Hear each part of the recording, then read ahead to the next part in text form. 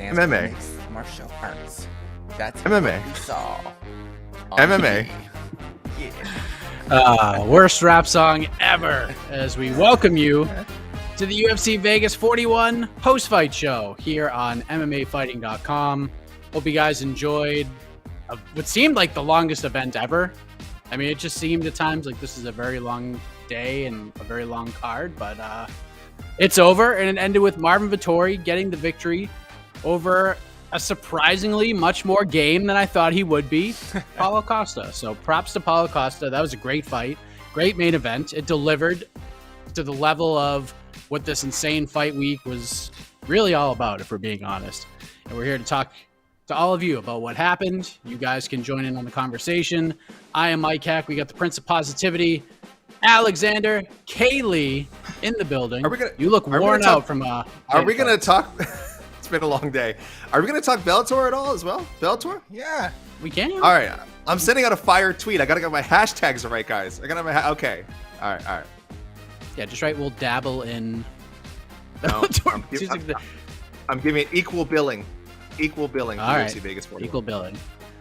And we have Casey lied in here. Casey, how are you doing, my man? I just saw 6,000 fights and I'm still coherent because it ended with a freaking barn burner of a fight, and so it ended well. So I'm good. Good mood. It was a great fight. Great fight. The most important question of all, because I don't know the answer to this. Did I win the picks? Oh God, I did so bad. Gosh. I think I won. Right? I will check right now. Hold on. Let's make this official. I will check right now. This is a very big deal right now. It was ugly for all of us early on through the prelims. It was not great for the MMA fight. I don't think anybody got above 500, but I think I got one like completely perfect pick, and that might have put me over the top. All right. According to official ruling, apologies. No, Jed Meshew won. Of course, Jed Meshew. Evil wins. Jed Meshew. 8 and not great. 8 out of 14, so just above 500. But yes, 8 out of 14. He had 2 perfects actually. So Jed pretty Meshew wins comfortable. again. I finished in dead last. Win on this I was in dead last on our picks. Gosh This darn was it. tough.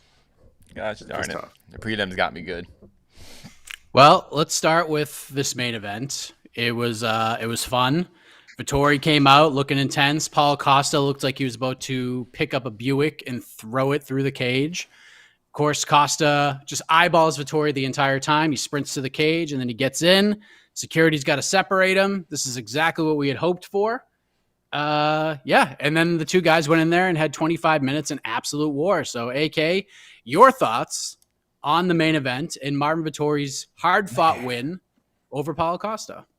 That was a war. That felt like a long fight at the top of a long card, but like in a good way. It wasn't a pretty fight. It wasn't a pretty fight, but not all ugly fights are bad. This was an ugly fight in like the best way. It was just so nasty and gritty, and like everything was hard hitting. It felt like they threw so many shots and connected that would have ended other fights. Especially Vittori definitely took like a clean head kick.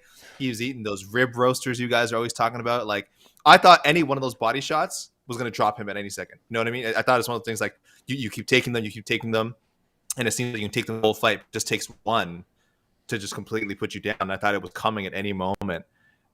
I mean, somehow he made it through and persevered and won the fight. It was just awesome. And it's rare that I think you have a fight that's that entertaining, but also feels like it felt like longer than 25 minutes, or even counting the breaks, longer than like 35, however long a 5-round fight actually takes in real time.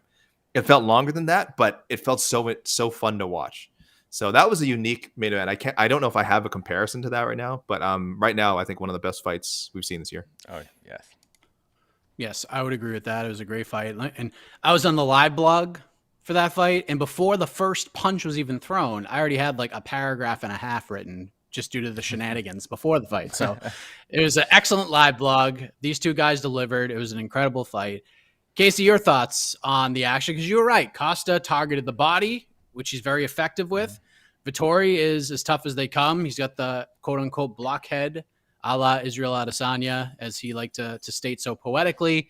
But like Michael Bisping said, you can only take so many shots to the body before they start really affecting you and can take you out of the fight. And there are times, especially later on, especially in that 5th round, where I was like, man, he can't take many more of these. And Vettori very smartly clinched up and just sort of rode out the rest of the fight very wisely, in my opinion. And it was just a great fight, man. Your thoughts on it and the performances from both guys.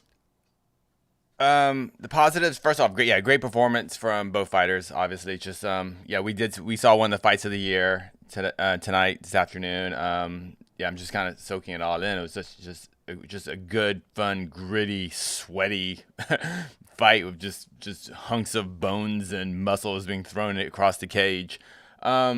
Now, my prediction coming into this fight, I was the weird one. I said that I picked Costa to win by actually body shots in the 2nd round, and I don't feel bad at that pick. What I underestimated was we knew Marvin Vittori had a block head, but he just has a block body. I mean, he like Bisping said, those feel like Costa was like slamming into tie pads, full speed, full technique, and Vittori was just eating him. And I don't understand how he never really even crumpled, never even did one of those, It was just dang incredible fight. And Bisping, commentators say way too much. This guy's as tough as they come. I will give that to Vittori. Vittori is in that category. He is as tough as they come. Nothing really rocked him. A couple things slowed him down a bit, but nothing really rocked him. The guy's in incredible shape. I would say, Bisping said toward the 4th round, he said, thank God these men didn't have to dehydrate themselves, because what we're seeing here is kind of what a lot of fighters have the full potential to give us in the cage, but because of the dehydration process and everything, sometimes we don't get that fight. But I feel like we got, in terms of just pure excitement and just output, just the maximum from each of these fighters. So round of applause for both men, and just great fight and good on Vittori. I actually scored a draw, but we can discuss that later. How did you score that a draw? Like two and two rounds each, and then one. No, yeah. No. The round. What was three rounds for Costa. 3 rounds for Costa, and then 3 rounds for Costa. 10-9 for... Yeah, and because the fight was scored three rounds to 2 rounds for Vittori, right? With the point deduction. Yes. Yeah, that's how I scored it. Yeah, and the round, I assume, is the reason to me why Costa lost the fight was that stupid guillotine he went for. I think in the 3rd round, a round that he was winning, and he went for that guillotine. Both men were super sweaty. Vittori easily slipped out of it and finished the last 90 seconds of that round on top. He didn't do too much damage, but I felt I guess the judges and most of the media members went with giving Vittori that round. But up until then, I thought Costa had won that round, and even though he lost the guillotine tip, Vittori didn't do anything on top. He just there was just a couple peppering shots. There was no damage done, and I felt that the what do you call it? All the work that Costa did up until that guillotine choke, until the last 90 seconds, I thought that still won the round. I get why people have Vittori taking that round. I'm not like, ugh, but that's why that's why it would have been a 3-2 for Costa, and then being a draw with the point deduction. But I'm not screaming robbery or like, anything like that. I'm just, that was my interpretation of that round. But I get it. In the end, it was a dumb guillotine attempt. It was a dumb guillotine attempt. There was no reason to go for it, and that sucked that Costa did that. Yeah, it was. I thought Vittori was probably winning at that point, but I mean, listen, it just depends on how you scored. I thought Vittori landed quite a few, definitely way more. Costa, when he landed, I mean, especially when he was going to the body kicks were adding up. But it's one of those fights too. I think Vittori landed the cleaner shots for sure. Yeah, I mean, obviously the takedown was big, the ground and pound was big. It kind of like evened things up, and then him going for the guillotine or the Darce, whatever he's trying to go for at the time. It kind of just foiled all that momentum. And I agree. Like, this is one of those fights where I think statistically it looked like Vittori had a lot more significant strikes, but I felt that if there were like regular strikes, significant strikes, and really significant strikes, I feel like Costa won the really significant strikes by a lot. And but either way, super good fight. I have no issue with Vittori taking the decision, and I'm not even like gonna say anyone was wrong. I'm not even gonna try to sell it or anything. But no, it's just a great fight, man. I was super excited because that card kind of sucked, and the main event saved it. That's all. This is what fully hydrated, or I should say Yeah. more hydrated, undepleted bodies look like. You know, the way they can perform. Because I guarantee if this happens, I don't want to say guarantee. I think there's a much more likely if this happens at 185, Vettori might get knocked out, or vice versa, or Costa is drained and he gets too drained, yeah, ground and pounded or something. Yeah, like it's a different fight. It's a different fight at 85. Yeah, and as you mentioned, this is the on the post pre-fight Q&A and preview, Casey, that 20 pounds is the biggest difference between divisions, 185 and 205. That's a lot. That's a massive difference. And again, it could have been a similar fight at 185, but I think the likelihood of either guy getting finished was so much higher. So I hope fighters see this. I know it's not going to change anything. I mean, I'm not naive, but I do hope people realize, like, man, when you fight at a higher weight, as long as it's a little more, so you're not like tiny, like 155, 170, whatever it is. As long as like if you are extreme weight cutting, I feel like it has to be worse for you in the long run. And I hope people see this as evidence of that. But I don't know. I think it'll just be an outlier, and we're all just not gonna. We'll remember all the controversy, but not necessarily any of the benefits they might have had from not cutting down to 185. This is one of those events where, I mean, oftentimes, I don't really want to hear from Dana White, but today would have been a good day to hear from Dana White.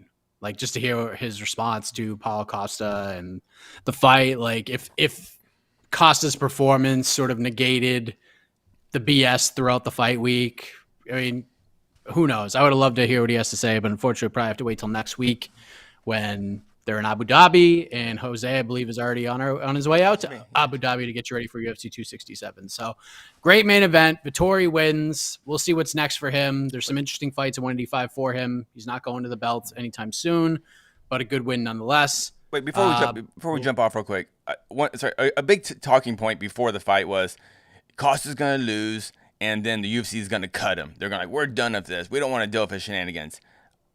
I said that ain't happening, no matter what. After that fight, that ain't happening. What do you think? I mean, there was a lot of discussion about that. I was with you. I was with you. I was okay. I was definitely more critical of Costa's behavior. I'm still annoyed by it, but I was like, I didn't feel he inconvenienced the UFC that much. And again, he's probably moving up to 205 anyway. Yeah. So it's no big sweat off their back, right? It's unfortunate. I think it's unprofessional. It makes me think less of Costa. Do I think it makes the UFC think less of him? No. And especially after this performance, again, we said Anthony Rumble Johnson was a guy who came with way more baggage, had more weight issues than Costa has had, and they kept him around for a long time after he finally moved up to 205. So is Costa as good as him? I don't know. Maybe not.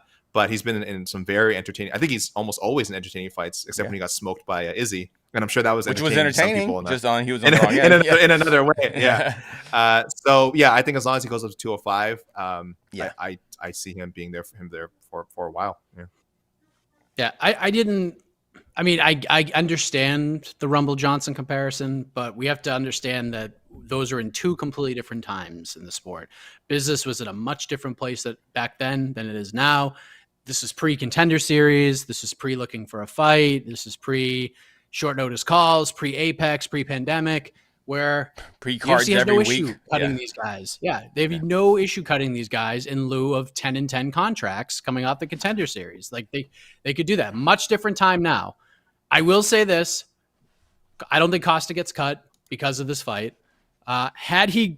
Had he gotten drubbed out, that was my point. If he goes out there and just gets rolled by Marvin Vettori after all this, then yes, I think he would have. And there were points early in that fight where Costa was breathing heavy. Even in the first round, I was like, oh boy, this is not good. This could be really, really bad. And Costa just kept going, which is a testament to him and his heart and his grit, and good on him, man. It was just a great fight. I don't think it negates everything, but it definitely leaves us with a better taste in our mouths than we had probably coming in. So I don't think we've got bonuses yet, but no, any guesses? I mean, oh, by the way, since this is a 205-pound fight, could that fight win fight of the night, or are they just taking that I think it should. I think because it wasn't technically like a miss or anything. He didn't like miss weight. They didn't miss weight. Nobody missed anything. He didn't miss weight. Can you think it'll be imagine he gets eligible. 50 G's for Yeah. this? He should. Oh I my think it will gosh. be. I think he will. I think he will. Or And that's Vittori, why- or actually, Vittori the full 100K, Vittori might man. get the full 100, which is good for him. Good for him. No, I mean, look, I hated how Paulo, the genius Costa, went about this, but if the contracts were changed, and yes, he gave up the 20%, which does make it seem like a weight miss, but technically it's not, and the contracts were changed before he the should be weigh-ins. eligible Before the for a weigh-ins, it wasn't bonus. changed after the weigh-ins. Yeah. I know it sucks, but he should be eligible. I think it's fair if he's eligible for a bonus. And again, I'm only saying that obviously because the fight was so amazing. If it was a boring fight or something, then and like he got like a big knockout, I'd probably go the other way with it. But the fight was awesome. Yeah, I think he's eligible for another 50 Gs. Yeah. Well, we'll see what happens. That was a great fight. The only other one that probably could contend would be Mason Jones, David Onama. That was a really good fight. That was a good fight. Incredible fight. So that might end up getting it. Otherwise, what do you guys performances? Yeah, what do you guys think? Bonuses, yeah. I'm gonna go. Jeff I'm gonna go Molina. Caceres. I thought Caceres is. I'm gonna definitely go Caceres and okay. Rodriguez, Gregory Rodriguez. I think that was pretty dang good. Am I missing anything? Like Nagumariano. There were some good finishes. Jai Herbert. How do you say his name? I'm saying I think Jai Herbert. Yeah, Jai Herbert. Not Jai Herbert as Jai we wish it Herbert. was. It is Jai Herbert. Hey, Bear. Jai Herbert. You know what? yeah, Jai Herbert and. Oh wait, jeez, I don't know. There's a lot of options actually for performances. Honestly, I'm gonna say Herbert and Rodriguez, and then Vettori Costa fight of the night. Yeah, that's my guess. Ah, man. Mike? Yeah, I'm intrigued. I don't know what they're gonna do. Do they give the main event the fight of the night? Do they penalize Paulo Costa and give the full 100K to Marvin Vittori? That would say a lot. The bonuses are in. The bonuses are in. Keep going. Boy. I'll read them out. I'll read them out. This is wild. This is wild. Go. No. Oh boy. Let's go. Oh, should I Let's just go. Okay. Go, read it. Just read them out. Fight of the night. Park versus Rodriguez. I don't mind that. It's a pretty good fight. But surprising. Over Jones and Onama? What? That's wild. Yeah. Over Jones and Onama. I don't know. And then performances Caceres. Okay. And Vittori. The very rare decision win performance bonus. That is clearly sending a message to Costa. 100%. Not that he doesn't deserve it. I think Vittori does deserve a performance bonus, but you never see them give performance bonuses for decision wins. That's a very clear. And a competitive decision win. I've seen performances go to he dominant dominated, decision wins, but a competitive decision win. That's dude. That's a very clear sign. That's the clearest sign we've seen yet that they were not happy with. And by the way, Dana White is apparently there. All right. Yes, I think Brett's talking to him. I don't know if he's going to speak to the media as a whole, but he said the fight tonight, according to Brett Okamoto, this fight tonight only happened because of Marvin Vittori. He says he doesn't have a reason why Paulo Costa came in heavy, but gives a lot of credit for, quote, fighting his ass off tonight. So there you go. That's classic Dana, just right down the middle. Takes a shot, gives Costa a little bit of praise, and we're right smack in the middle. So I guess Dana is going to the presser, so we'll see what's going on. And I'm trying to see what the other reaction bonuses? to the. Oh, sorry. But Vittori. So Vittori got a performance bonus, and Caceres got a performance bonus, and then they gave fight of the night to Rodriguez and Jung Park. Excuse me. I think it's interesting. They Weird, didn't give Nick. I can't say his last name. The guy who fought Ike. Nigomarianu, yeah. He didn't get any. He didn't win a performance bonus, even though Nope. I thought that should have been a no contest, honestly. But but since it was ruled that a knockout, I felt he should have gotten the performance bonus. But the rules for performance bonuses make zero sense to me. Like the logic each week, it's the most inconsistent thing in the sport, to be honest. I see a lot of people saying thank you. I see a comment, thank you, Dana, for not rewarding that cheater. So a lot of people kind of okay with him not getting a bonus. So, like I said, I don't know how I feel about it. He paid the penalty for it. It's like whatever. I got it. Everyone's going. They're going. Yeah. Everyone MMA fans saw an amazing fight and they still want to be grumpy. Good, whatever. Yeah. The one thing we can get from Dana at the presser is Costa is going to be a 205-pounder moving forward. I'm sorry, he which is. is no surprise. Okay, Yep, Costa's That's staying what at 205. that's a Dana says. Dana says. Oh, That- Dana that's what says, happened. yeah. Dana That says. is Well, you know what? strictly a But Dana they're the says. ones that make the contracts. If Paulo says that he wants to fight at 185, the UFC goes, no, you're fighting at 205, and that's the UFC's discretion. So yeah, if Dana says it, that's probably and that's the only thing that makes sense. It's the only thing that makes sense. How often does that happen though? How often do we know that has happened? Where they've actually told someone, no, you're fighting at this weight class. Like, I guess we can assume in some cases it happened, but as far as we know, we don't know like when it's actually happened, right? No, but you can they fight for Dana and the UFC. They're the ones that make the contracts. You know, it's not you can't. Just... But we've seen Dana say before, like, well, this guy, this is the last time you see this guy. Like, we say it all the time, and then they go like, we talked about it, and they said they've changed their camp and they changed up their diet, and I'm giving them another chance at this weight class. So, I mean, that could easily happen with Costa. But honestly, don't we want to see Costa at 205? I feel like that's yes. I hope it does better. It just feels like Costa versus does put his foot down. Yeah, Costa versus Anthony Smith. You know, it'd be fun. You know, Anthony Smith, a former 85er. You know, things like that. Thiago Santos. Yeah, 85ers who have had a lot of success at 205. Who knows? Yeah. Costa might be one of them. We don't know yet. Yeah, that's what you should do. John Jones will never main event again. Amanda Nunes will never main event again. Exactly. They both main evented again. So, so that was the main event. Fun fight. Interesting co-main event. It was the Grant Dawson show for 10 minutes, and then Ricky Glenn bounces back with the big third round, and ends up getting a 10-8 on two of the judges' scorecards and gets a draw. Now, I don't have an issue with the 10-8. No issue whatsoever. I was a little puzzled by the 10-8. I didn't see it. I thought it was a dominant round. I didn't see a 10-8. I honestly, what I think gave Ricky Glenn the 10-8 more than his actual round was after the round. That's it. You got to get up, bro. You got to get up. He made everybody pay attention to Grant Dawson on the ground being labored. James Krause gets in there. He lifts Grant Dawson up. He gives him a hug.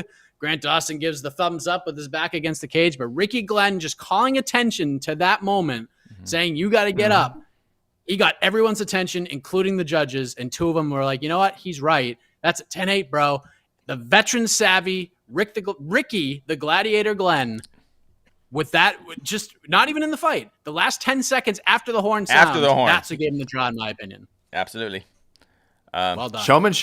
Showmanship should be an unwritten part of the criteria. Showmanship. Yeah.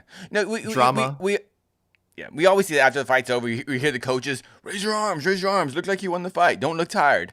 And this was this was kind of a little different. But Ricky Glenn going, because if Ricky Glenn just lets go, walks away, holds his arms up, it just looks like Grant Dawson's tired. That's all. But the fact that he said, get up. And Grant Dawson's like, It was just great. I scored it at 10-8 before that, but I think that really sealed the deal. And that, I definitely agree. That was a 10-8 round, and the judges and Ricky Glenn, sold it. You're 100% correct, Mr. Heck. Thank you. Wow. All right. Jessica Rose Clark comes back with the win. It wasn't wasn't one to write home about. Workmanlike. Got it done. Work womanlike. Get that winner's bonus. Oh, real quick on the draw but the co-main event. As much as I want to draw, it freaking sucks that the only real winners are the UFC, because both fighters only get their show money and they don't get like any of their win money, and I think that sucks. But form a union and change those rules, guys. So otherwise, agreed. Alex Caceres wins. I think, was I the only one who picked Alex Caceres in our picks? But I did. So. Trinaldo split decision after losing a point. We talked about Nugumarianu. Quick first round finish. Gregory Rodriguez, good comeback win in that second round because he was in deep trouble against Jin Young Park. Mason Jones, David Onama, incredible fight. Props to David Onama. Just less than a week's notice, comes in and puts on a classic. I can't wait to see what he does at 145. So talented. Ricci, good win. Yep. Jamie Pickett, first UFC win. Again, not a tremendous fight. Jai Herbert, first UFC win. Kama Worthy, interesting.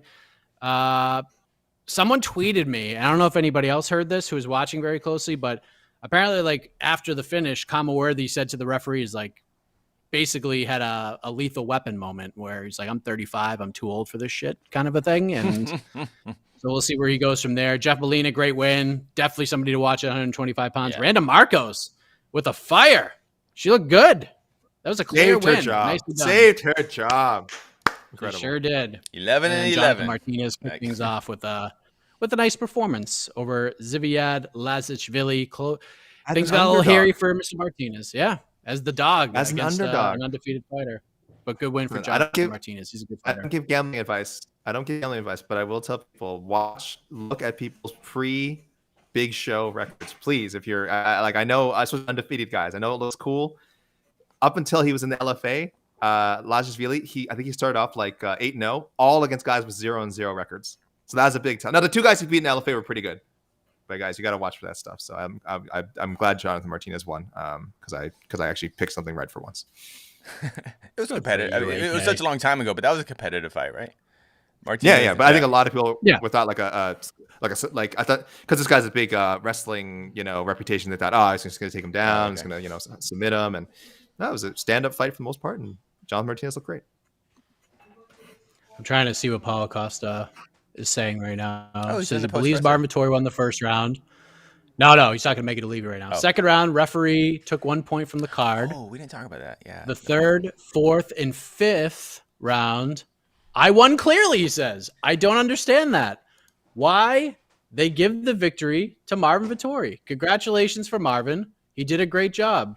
But Costa feels like he won rounds 3, 4, and 5, which I don't agree with. But what can you do? I had Costa, but I did not have him winning round 4, though. I didn't have him winning round 4. Did you have him winning round 5? I had him winning round 5. Okay. I had him winning this. He won the second. Yeah. Technically, it was 9-9. I gave the 9-9 second, and I gave Costa the 5th. Okay. And so really, the only round that did you guys hear debate any disagreement is round 3. That's really is round 3. Yeah. Okay. Yeah. Did you guys hear any warning? Did you guys hear a warning before he took the point?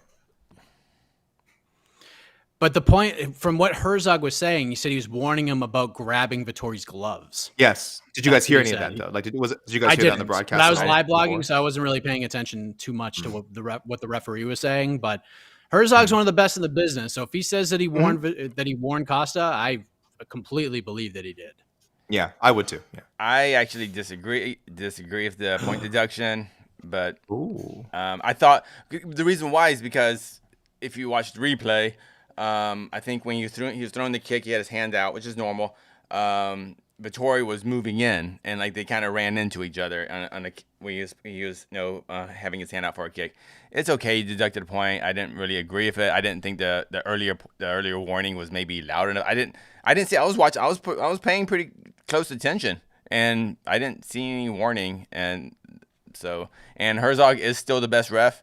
I just didn't agree with that, but he's still the best ref. He took 2 points. Yeah. Do you know how I know this fight is not a robbery?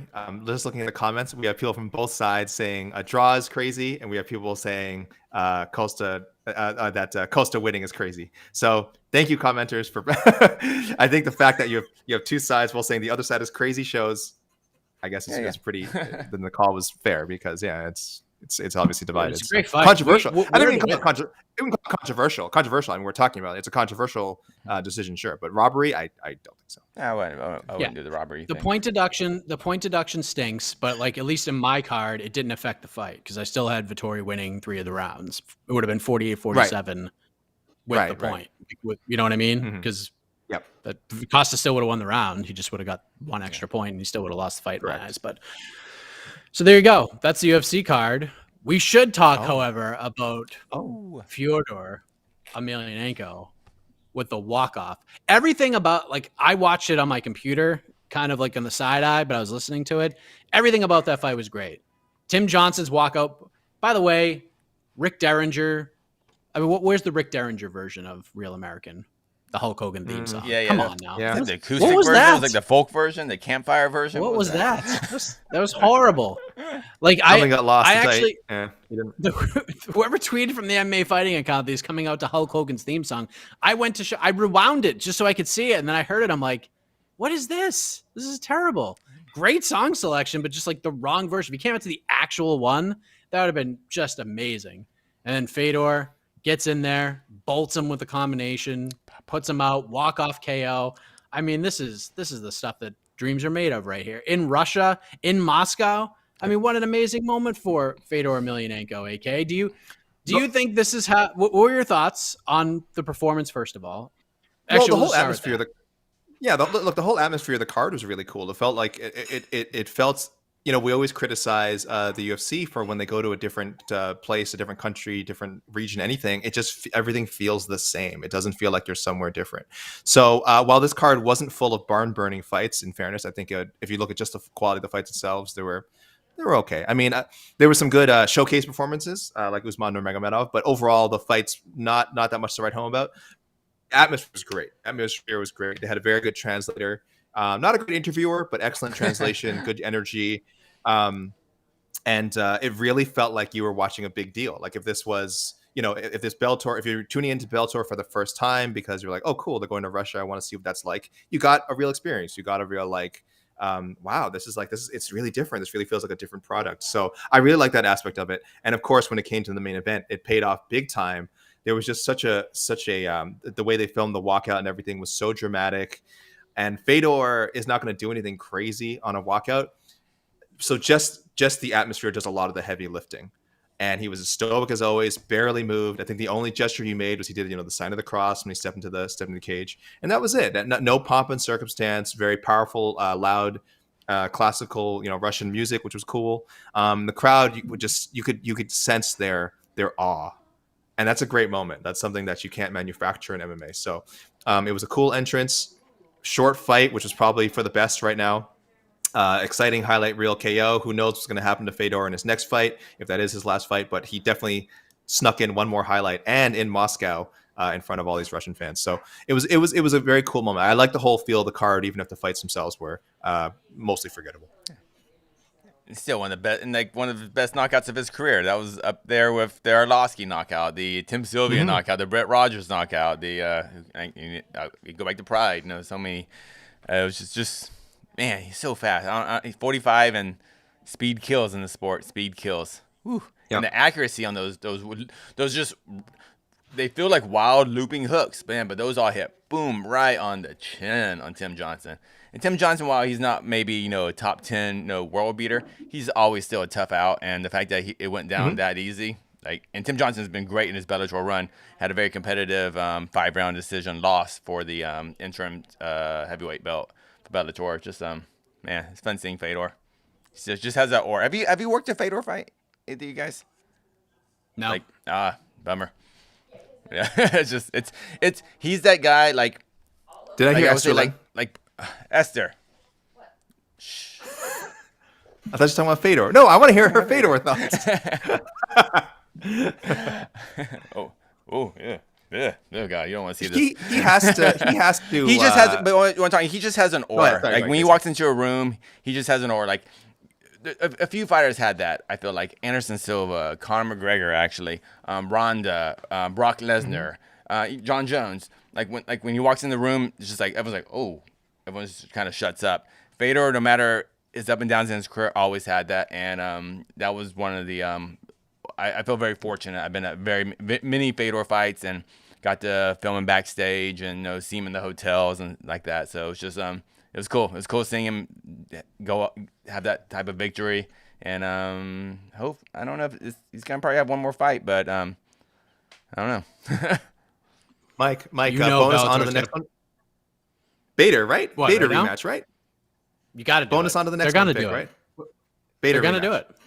Yeah, 100%. Fedor's teammate is going to step aside. He's going to step away and let the man get his shot. Fight Bader, final fight of his career. He either retires the Bellator heavyweight champion or he retires on a loss to the guy who was the heavyweight champion of the world. So either way, Fedor gets his moment. Do it in a big arena. It's got to be in San Jose, right? You got to do it in San Jose, full arena. Mm-hmm. You can't do it in Mohegan. You just can't. Well, it has to be full crowd. It can't. It definitely has to be. I would. Yeah. No half empty quarter.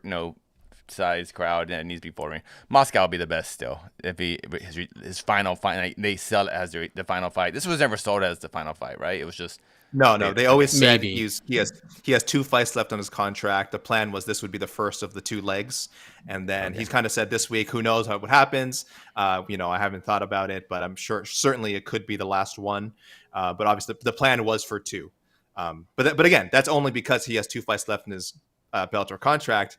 Who knows what happens after? Who knows? Maybe it's not over after the next fight, but on paper it does feel like a fight with Bader would be a cool last fight to go out on in a big venue. But you never know with this guy. He's retired twice before, I think. So you never know with Fedor. let's bring DC out of retirement. Fedor versus DC.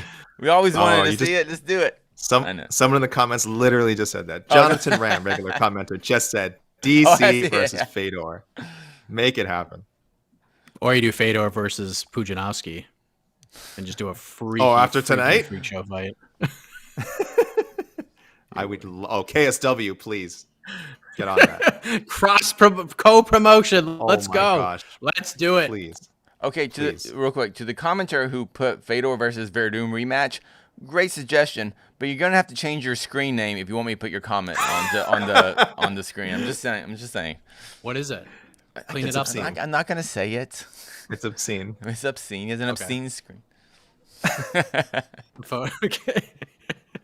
All right. It's the kind of name that Esther Lynn would find funny. Let's put it that way. That's how you know how appropriate it is. Not appropriate. It's Esther's burner account. Yeah. Yeah, it might be. And there was a crazy upset. It was kind of a freakish crazy upset in the co-main event. We can always talk about Usman Nurmagomedov's massive upset. Soma looked good though, by the way. Soma he looked great. He might have been on his way to winning a decision anyway. So it did end in a weird freakish finger injury. I think he might have been able to been excuse me. I can't talk anymore. I think he might have been about to win a 29-28 score. He was chopping Minakov down with some calf kicks and stuff. So he gets kind of a weird finish. But if it had gone to the judges, who's to say? I should check the I should check the Bellator card. I think they did put up the cards. So let me see. But that was weird. That was a very weird co-main. And a massive upset from Usman Nurmagomedov, as high as a minus 7,000 favorite come fight time. But he gets it done in the first round, as expected. He got his showcase moment, and there you go. There's some good prelim fights, from what I understand. I didn't watch them, but I'll have to go back and watch them later. Our girl, Darina, she got her butt kicked. Awesome. Yeah, she did not look too good. Yes, she did not look great. Guys, I'm starting to think that fight where she beat up a 529-pound guy, that fight might not have been on the up and up. I don't know about you guys. I hate to be like... I'd hate to be that guy, but now I'm starting to think maybe that How fight dare was you? But no, 10-4. And the fact that after she won the fight, they laid him out in the middle of the ring and they posed around him like he was like a rhino they shot. And, just like posing like with a big game hunt.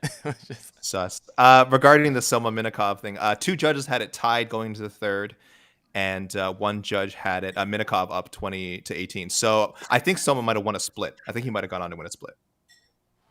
All right. I don't know. Shall we go to the peeps? All right, peeps. Throw your question. Sorry. All right. What do we got here? Spam your questions now, people. Spam your questions. Now is the time. Spam the questions, please. The other heavyweight fight tonight, which I did not see. Oh, Rico Verhoeven, yes. Wasn't he losing that fight? I didn't watch it, but I didn't watch it. So Twitter was telling me he lost the first round. Yeah, I just heard it was a good fight. I believe Gokhan Saki won as well. Damn, AK. All right. AK, for our podcast listeners, can you read this? Thank you. Thank you, Man in Black, saying, damn, AK Lee looking sexy. Well, I don't like to brag about it, but I'm wearing a nice shirt right now. I'm wearing a nice shirt for today's MMA festivities for Fedor's. I feel this is an appropriate color for Fedor. I think Fedor would appreciate this. It's very bland. I'm wearing a tan. It's a very bland tan shirt. And that's what I should have worn my Fedor sweater. On my screen, it kind of looks like, because your shirt is kind of flesh colored. It kind of looks like you just decided, just jump out of the shower and just, I'm just topless. Yeah. I think that might be why. Maybe that's what Man in Black is seeing as well. Maybe that's why he thinks, no, I'm wearing clothes. What else we got? This is more of a comment. But in general, have you seen fans kind of maybe turn on Costa like, you know what, whatever, he missed weight, but I'm still a fan. What's the general consensus you've seen from kind of the users out there? I don't think there is one. I don't think there's a consensus. I did a lot of people who. I mean, there was certainly a vocal part of the fan base that was like, oh, "This guy's an idiot." People who probably already didn't think too highly of Paulo Costa, and like this was just the latest slip up, and it was so high profile. But I did see a lot of people that were kind of took our somewhat our more lax attitude towards it. We're just like, "What's the big deal? They're stepping into the cage anyway. Now they don't have to cut the extra weight." So I think it was split. I think it was a little bit split. I think there was quite a bit of support for him still, even if people who don't like him who were just like, kind of shrugging their shoulders and saying, well, whatever. They changed the contracts. Okay, fine. He 20% fine. Okay, fine. He's going to move up after probably. Let's move on with it. So yeah, I think like I said, I think there's been a good discussion around it. And I think there's been fair points on both sides. And I think the MMA community has been very good about their discussion of this topic. So well done, MMA community. Well done. I'll say this. I wasn't the biggest fan of, just as a fan of Paulo Costa, but like I've kind of like I said, like he gave us so much to talk about for this fight week, and that's, I don't know, from a journalist perspective, that's all I can ask for. Otherwise, I was like, yeah, two really good dudes. Let's see who wins. I'd say most people kind of feel like Vettori fails. It's just like, yeah, it's kind of an a-hole, but yeah, great fight. Thanks for that was part of the fight, it, bro. Thanks for yeah. That was part of it. I think like, well, if Vittori doesn't have a problem with it, then I'm not going to have a problem with it. I think that was a lot of the stance that people took, and that's it, and that's fine. I don't blame anyone for thinking that way. Right. Life's too short. Life's too short to stress about stuff like this, right? Yeah. I feel like we get this question every time Bruce Leroy fights, and the answer is yes. And I think it's been the answer the last 3 fights he's had. Like, he should fight a top 15 guy at this point. Like, come on, that was a top. Like, Seung-Woo Choi is a very good fighter, like a very good fighter. And there's a reason I'm the only one that picked Alex Caceres to win this fight. It was a flyer that I was not confident with, but it was worth a look because Caceres just needs to weather that early storm, and he's dangerous every second of the fight, and it showed in this one. So, yeah, he definitely deserves a top 15. No more, like, I think he's played the gatekeeper role, the quote-unquote gatekeeper role, long enough. It's time to see what he can do. Let's throw him in there with the top 15 guy and see what he's got. So Paul Felder said during the broadcast, man, it feels like we've been watching him. It's his 25th UFC fight, and he's like, if he's only 32, it feels like we've been watching him for like 10 years. And it's like, we literally have been watching him for 10 years. Most of us anyway. His UFC debut was in 2011, so maybe there's some people who have been watching him before that. But yeah, it's crazy how long he's been around. He's been around and very active. There was not like some long stretch where he didn't fight. I think he's like at least 2 fights a year. I'm not looking at his record right now, but 25 fights over 10 years across 2 divisions, very competitive in almost all of them. There's maybe like you have like a random Crone Gracie fight, which is a bad like style matchup for him. Other than that, he's been in it. So I don't know, what a unique role this guy plays in the UFC hierarchy right now. Yeah, I'm just looking at his entire his record in the UFC. It's just really unique. Yeah, there's no one like it. Unique. I mean, but looking at it, it seems like the only top 10, top 15 fighters he's even really faced have been Yair Rodriguez, who he lost. I'm pretty sure Yair was ranked at that time. He lost a split decision to Yair, which is really impressive, honestly. And he got his butt kicked by Uriah Faber. When this is Uriah Faber in 2014 at his prime, pretty much, or near his prime. So, yeah, that's I don't know. I can't think of an exact person who he should face, but yeah, I don't know. Maybe he got a little secret. He's a little secret Jim Miller kind of run. You never know. I don't know. Sure. All right. Yeah. I like doesn't have quite the names on his resume like Jim Miller has, like, relatively speaking. But yeah, I see what you mean. Like, he's just a guy who's around who they can throw in with anyone. But Mike's right though. Let's give him a bit more of a veteran name opponent this time. Yeah. Or I mean, if you look at the top 15, there's a nice mix. Maybe he gets the Bryce Mitchell fight. Who knows? Oh, that is a good one. That's a good one. Yeah. Where does Paulo fight in the rankings at 205 in his first fight? This is such an easy answer. And I don't even know. It's not a ranked guy, but it's an easy answer. I can't think of. I don't have an exact name. You go, Mr. Heck. Go ahead. Go ahead, Heck. Iwan Kuchalaba. That is the fight to Whoa. make. You're Just going throw full those crazy. two. Yeah, just throw those two behemoths in there and just let them throw them bolos at each other. And we got a different. Oh. Listen, we got a different kind of Iwan Kuchalaba. We got wrestler Iwan Kuchalaba. So it could have a little technique going on here. I think that's the fight. You just throw those two dudes in there. That's a co-main event on a fight night. That is that's a main card opener on pretty much any pay-per-view. That's the fight to make. You're not throwing him in with a top 15 guy. You're not rewarding him for the weight miss and just throwing him into it with the ranked guy. You're throwing him in there with the dangerous, fun fighter and if he wins it, then you can shoot him up in the rankings and give him somebody else. But I think that's a great first test for him in his new official weight class. You have chosen violence today. My goodness. Yes, that that's is the wild. That's the light heavyweight matchup I didn't know I needed until this moment. It's an Otno spoiler. I love preview. Wow. Stock up, down on Grant Dawson. Oh, it's down in my question. eyes. It's down in my eyes. You're the biggest favorite on the card. You're supposed to roll he's this the biggest guy. favorite? Biggest favorite on the card. Oh, wow, that is down. That's down. Yeah, Co-main event spot, new division. Grant, and listen, and I don't say this disrespectfully because there are very few people that cover the sport who has been as high on Grant Dawson as I have been for the last 6 years. This is true. I've seen this guy in the UFC for a long time. Like, just knew one day he would get there. I was high on him when he fought for Titan FC, for Vittori.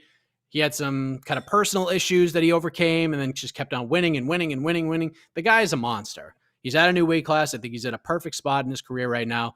But I think while his stock might be down, I think when you look at the overall story of Grant Dawson and his career and where he could go, this is going to be the most important night of his career. That fight with Ricky Glenn, that third round, that is going to be everything for him. Everything changes from here.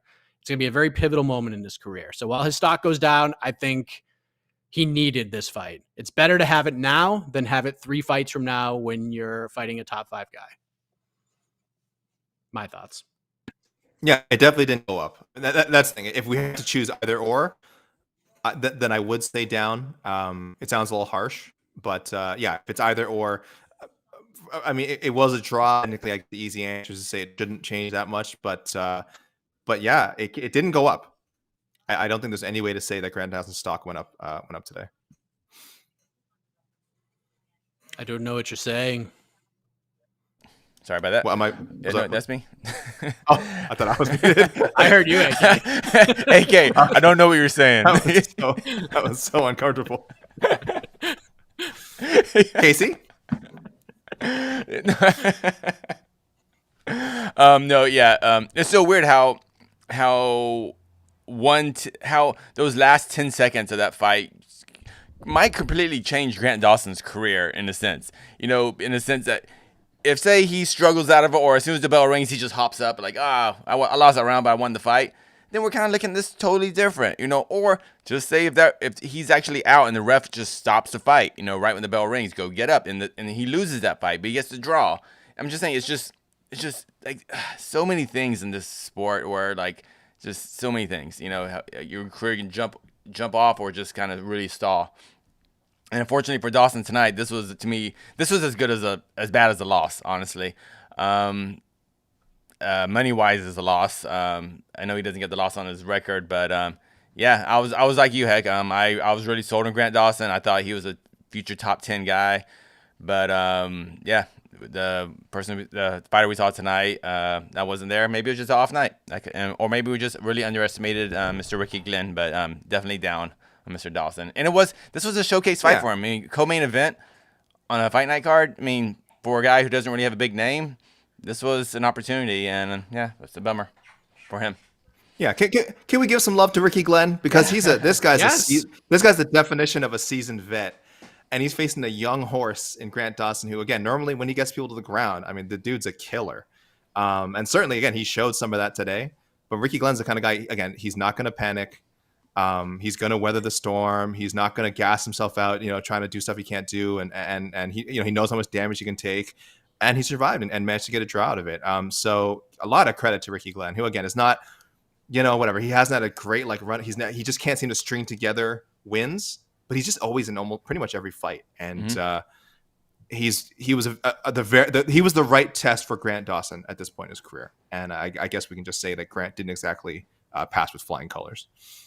Yeah, this is huge. This was huge. He's 27. He's got a long way to go. He's got one of the best coaches in the game in James Krause. He's like James's star pupil and has been for a long time. But let's not forget, 2 weeks prior to this, he was supposed to fight Diego Ferreira, I think he's the 11th ranked guy in the division now. So what this tells us is, one, lightweight, don't you forget how deep this is, because it's a very deep division. And two, when Grant being 27 years old, he's still got a long way to go. I think he's learned now, like, yes, you want to be the champion. You're going to keep clawing away until that belt gets wrapped around your waist. But now you know there's no need to rush. You don't need to rush into a top 15 fight. The Ferreira fight was a great opportunity for him, but had he fought Diego Ferreira, he might have gotten stopped in the third round tonight. He might have got stopped. I mean, who knows? Maybe that was too soon for him. Maybe the style was different. I don't know. Yeah. But I think this kind of like signifies, hey, dude, you're very good. No need to rush. You're going to get there, but let's just slow down a little bit. Top 20, 25 guys, the Ricky Glenn's, the Alexander Hernandez's, and Renato Moicano's of the world, like, you should be fighting these guys. Start beating these dudes, then we can start talking about that. Grant's a very good fighter. He's gonna get there. He'll be a top 10 guy in the next 2 years, no doubt about it. But I think this is a very valuable fight for him, despite not winning it. All right, and last question. Last one. No, ignore the name of the guy. Jeez, I didn't read it all. Is this the one? No, this isn't the one. This name isn't even that bad. The other one. No, that was somebody else. I'll throw it in Slack. What the other one was? This name would barely make Esterlin chuckle. This was not. No, this is not. No. Look at your Slack. Oh, geez. Okay. Okay. Now, no, don't report this to HR. Don't report this to HR. There was context to this. There's a context to this Slack message, by the way. This isn't that far removed. It's just presented in a much nicer way. Was DC right about Fedor, or is he just jealous of Fedor's hot bod? Okay, so for those who missed it, first question. The first question is a little more relevant. Well, we obviously know he's jealous, but that's not what we're talking about. Yeah. Right. So basically, DC said Fedor at best would be like, top 5, 6, 7 guy if he came to the UFC. Like, he wouldn't have been. We said average, so that's like not even great. Yeah, he'd be an average heavyweight. He'd be. I think he said 10. Anywhere from like 5 to 10. How's being number 5? I don't know. It's hard. It's hard to say. It depends like which version you got. The Strikeforce version that was going to come over. I don't know. Oh, no, Fedor done great. Whatever. That's just, I don't know. That was a weird thing by DC. I think DC was trying to. I saw a few tweets later. He was trying to give Fedor some props and stuff. Yeah, it's just. Yeah, DC talks a lot. You say some weird things every once in a while. He's an ESPN take guy now. Let's be honest, and he has great insights. He knows more about MMA than any of us. But he is part of the ESPN sort of hot take system now, which is great. I think when it's fine when you're getting into broadcasting with ESPN. That's what to look for. But I do think he's been learning to speak in that very hyperbolic, conversation starting style that ESPN and other outlets encourage. So. Take these kind of things with a grain of salt. I don't think it's the most well thought out argument when he says something like that. He wasn't going in his mind one by one, like, oh, could Fedor beat this guy? Could Fedor beat this guy? And he wasn't thinking about that. He just made this to make for a good statement that'll get people talking. And he's right. We're talking about it right now. All right. Okay. And we will talk no more. Okay, we're done.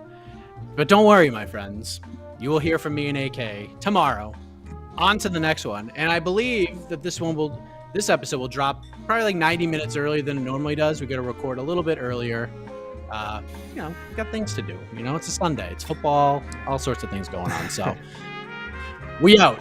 For Casey, for AK, I am Mike Heck. Hope you enjoyed the night of fights or the day of fights. Ryzen coming up a little bit later on if you haven't gotten your fill yet. So enjoy that. We'll see you tomorrow.